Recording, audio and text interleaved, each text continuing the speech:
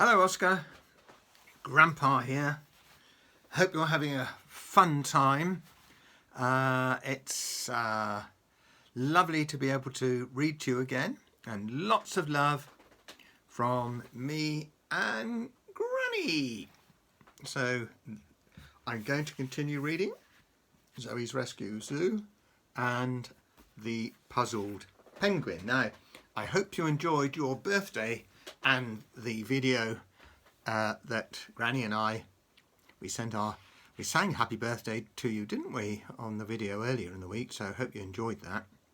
And Moosey joined in that as well. And Moosey, is that right, Moosey? Yep, you want to say something? Yep, like hello, Oscar. Hello. And Moosey's very happy and he loves you dearly, Oscar. So he's going to sit there a minute while I read. Okay, Moosey? Yep, okay, sure. Yep, okay. He's okay. So, Great Uncle Horace, you'll remember, actually flew in on the plane, didn't he? He landed on the lake. And Great Uncle Horace climbed out of the plane, and Zoe, Meep and Lucy rushed to meet him. Lucy laughed as she hugged her uncle. "We missed you," she told him. "It's lovely to have you back." Great Uncle Horace winked at Zoe. "It's very nice to be here in the sunshine. Kiki and I have just come from somewhere very cold and snowy indeed. The Antarctic. Do you know where the Antarctic is?" Oh, I can't even say it, Oscar. If you don't, ask Mummy and Daddy to point it out on the map. It's right down at the bottom of the world, and it's pretty cold down there. "That's where the South Pole is, you know," said Great Uncle Horace. Yeah, South Pole. Wow. Amazing place. Goodness, Zoe, what a fascinating place it is. Did you know there is no land whatsoever at the South Pole? Just ice. And no animals live there because it's just too chilly for them. Whoa, that's pretty cold, isn't it, Oscar? He beamed at Zoe. But there are many, many different creatures living in the cold blue water. Kiki and I met a school of humpback whales and a very friendly pod of seals. We even saw a blue whale. Wow, that would be amazing, Oscar. "Have you brought an animal home, Great Uncle Horace?" Zoe asked eagerly. She tried standing on her tiptoes to see inside the plane. Great Uncle Horace laughed softly. "As a matter of fact, I did." He reached carefully inside the plane and picked up a small wooden crate from the back seat. There was a tiny peeping sound coming from inside it. Great Uncle Horace placed it gently on the ground and lifted the lid.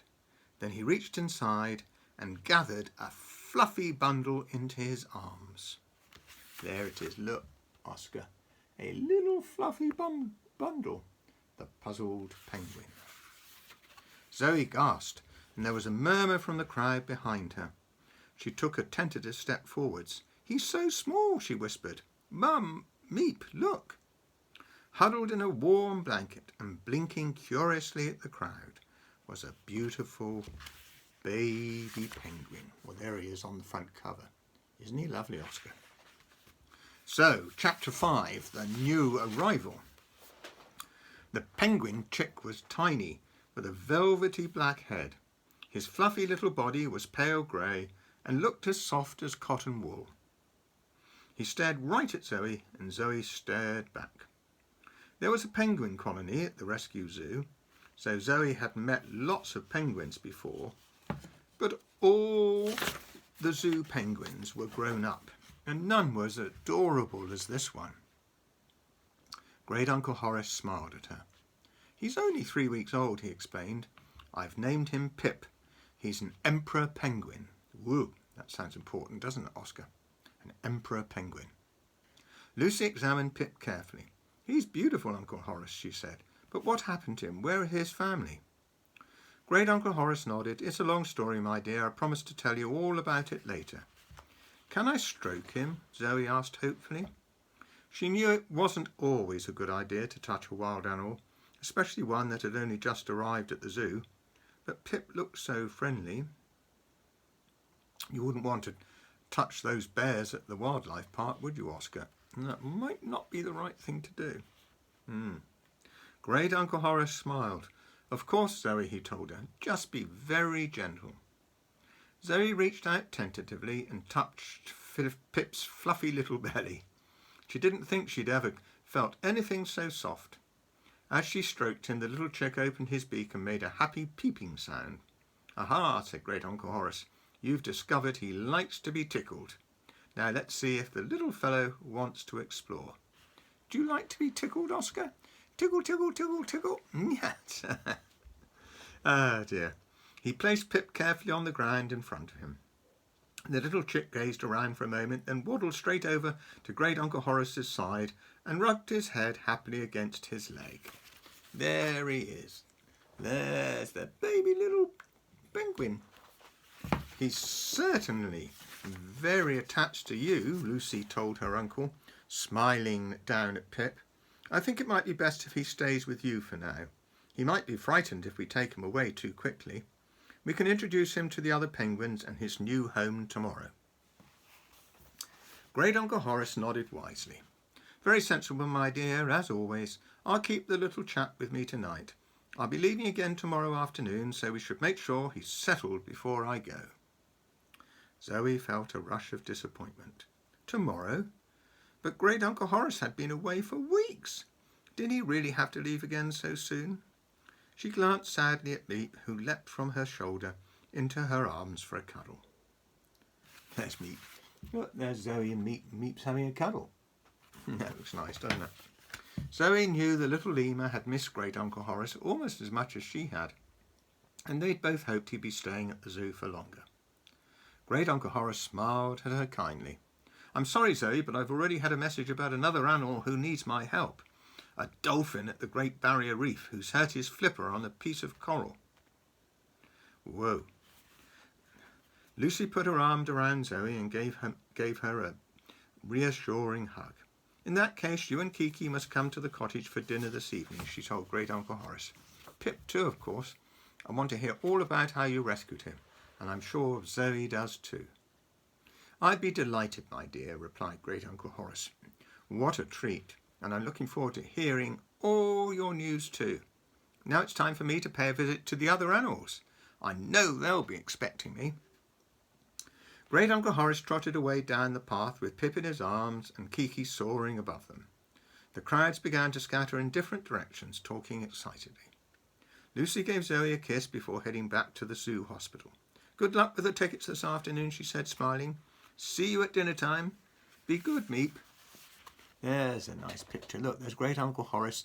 And do you see Pip the puzzled penguin? Look, just peeking over his shoulder. And there's Kiki flying above. And Zoe and Meep watching.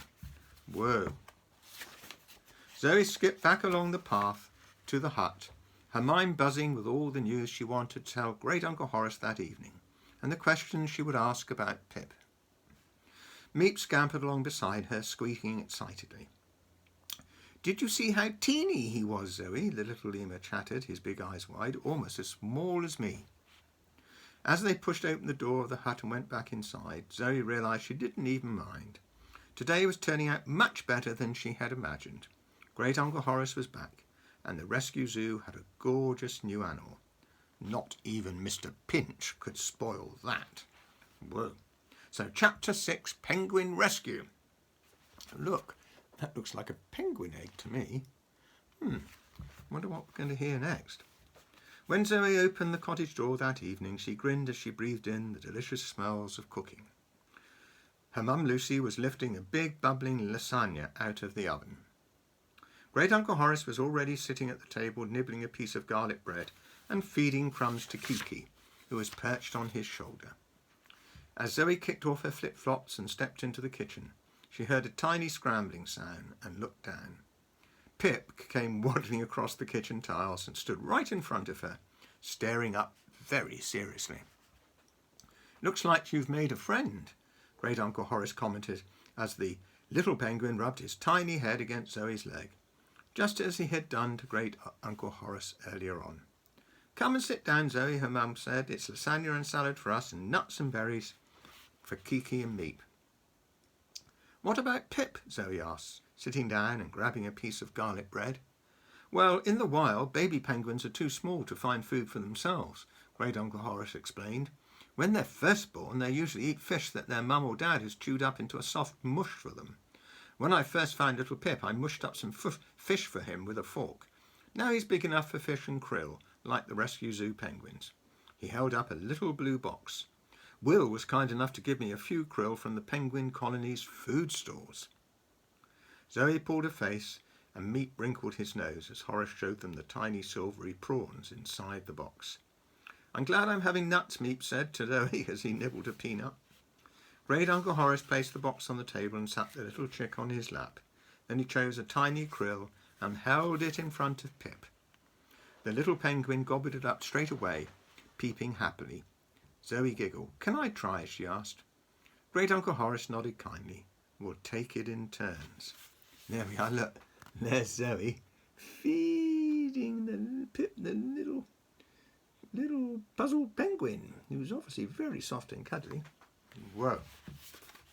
Now, Uncle Horace, Zoe's mum said, you must tell us about how you found the chick. Great Uncle Horace smiled fondly at Pip. The little chap was very lucky, he explained. You see, I'd travelled to the South Pole to investigate a squid with tangled tentacles. Thankfully, I was able to untie the poor fellow straight away. And Kiki and I were just about to fly off. Can you imagine the squid with all those tentacles swimming along, Oscar? Whoa. As I started the engine, Great Uncle Horace said, clever Kiki started squawking as noisily as she could. He beamed at the beautiful macaw, who fluffed up her feathers proudly. I always say Kiki is my lucky charm, Horace continued, and she proved me right. She had spotted something on the ice, so we went to have a closer look. And it was a baby penguin, said Zoe. You're almost right, Great Uncle Horace chuckled. It was a single egg, alone on the ice. And just a few moments later, our little friend hatched. Ah, that's the reason for the egg, Oscar. I wrapped him in a cosy blanket and tucked him safely in the plane. Adult penguins love the cold, of course, because they're covered in warm feathers that keep them nice and dry. But penguin chicks only have a light, fluffy layer of down, so they need to be kept warm until their feathers grow. But where were his family, Zoe asked. I thought baby penguins huddle up underneath their parents so they don't get cold. Great Uncle Horace suddenly looked very sad. I don't know, my dear, but in the Antarctic there are much bigger creatures than penguins. I'm afraid they were gone for good, he sighed. That's why I decided Pip had to come back to the rescue zoo. Left there alone, he would never have survived. Ooh, my goodness. Zoe gazed at the little chick. He lost his family before he was even born, she thought sadly, but at least he's safe now. Great Uncle Horace gave an enormous yawn. Goodness, I do apologise, he said. I think it must be bedtime for me. It's been a very long day. I must get some rest. Oh, look, there's Zoe with little Pip the penguin. Little Pip the little fluffy penguin. Great Uncle Horace helped Zoe carry the empty dishes to the kitchen sink and then gathered the little penguin gently into his arms. Come along, young fellow, it's time for you to get some sleep too, he told the chick. Lucy, Zoe and Meep went to the door to say goodbye. Outside, the sky had turned a beautiful dusky purple with a scattering of stars. In the distance, a manor house stood high on the hill overlooking the zoo. A cluster of windows were lit up, making the house look warm and inviting. This was Higgins Hall, Great Uncle Horace's house. Great Uncle Horace kissed Lucy and Zoe goodnight and stroked Meep's head, which made Kiki squawk crossly. Sleep well, Zoe said, smiling. I'm sure we will, my dear. Did you know that emperor penguins sleep standing up with their beaks tucked underneath a flipper? Great Uncle Horace smiled down at the sleepy penguin. He winked at Zoe, lowered his voice to a whisper. Kiki does tend to snore quite loudly. Let's hope the little chap doesn't mind. There they are, look. There's Meep again. Ooh, covering with my finger. And there's Kiki, the macaw, isn't he? I think so. So there we are, Oscar. Lots of love from Granny and Grandpa. Lovely to see you, well, to read to you today. And I hope you're having fun with your Batman outfit. And your little sister's been good. And you're being good too, of course. And that Mummy and Daddy are having fun too. So lots of love from Granny and Grandpa. And, of course, from Moosey. Bye-bye. Bye, Moosey. Bye-bye. Bye-bye. Bye-bye. Bye, Oscar.